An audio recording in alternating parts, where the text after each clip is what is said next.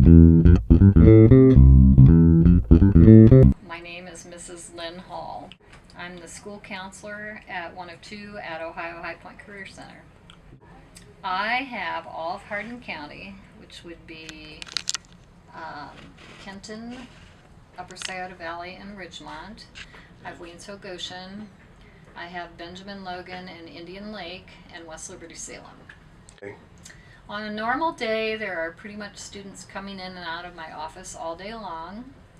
And they have various things they want to know and various concerns, all the way from interpersonal issues to problems at home, needing college information, wanting to do college visits, needing to talk about grades, scholarships, you name it. Well, Ohio High Point specifically, all of our students can get tech prep scholarships from either Rhodes State or Clark State, which are our two post-secondary partners. In addition, the High Point staff donates money that goes to an Ohio High Point scholarship. We also determine who receives the Sloan Trustees scholarships, which are done by the trustees of the Sloan Foundation. And we also have a 664th Reunion Committee that has a scholarship for High Point students. And this year we have a new scholarship called the John Richard Memorial Scholarship, which is it's actually our founding superintendent. They started a scholarship in his name. The Sloan Scholarship, Dr. Earl Sloan was successful before the 1900s in inventing a horse liniment, and he was from Zanesfield, Ohio, and he became a millionaire, and so he donated money for the boys and girls of Logan County to start an industrial school, which has kind of evolved into Ohio High Point, and that money funds scholarships. And actually, yes, and funny you should mention West Liberty Salem, because that's where I'm going to be tomorrow. So I will be visiting all the sophomores there who have signed up to go to Ohio High Point and doing their schedules for next year. And last week I was out at 3 schools, and the week before that 3 more. So tomorrow will be my last of visiting my 7 schools to do that.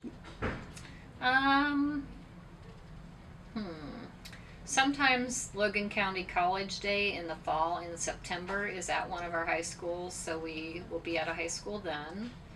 And occasionally we'll do recruitment kind of activities in October, so we will do visits then, and then those 7 visits in the spring to meet the sophomores.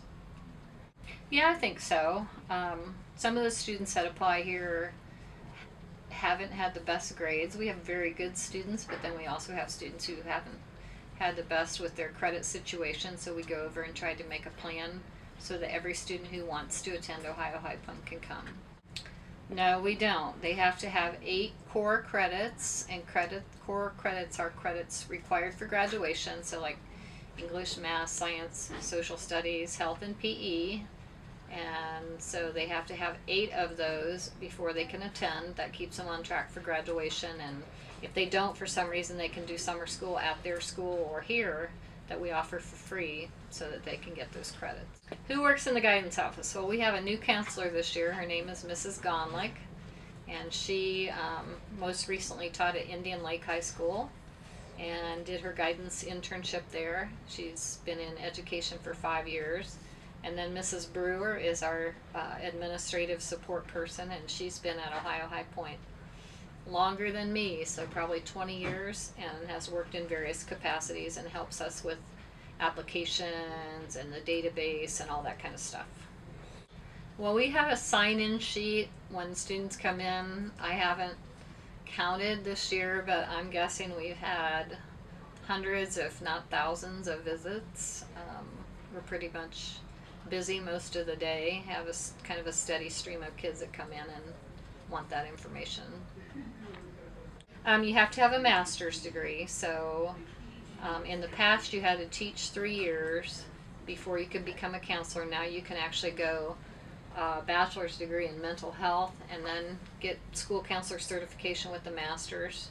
So it has to be for somebody that's willing to be in school 5 or 6 years to get that licensure.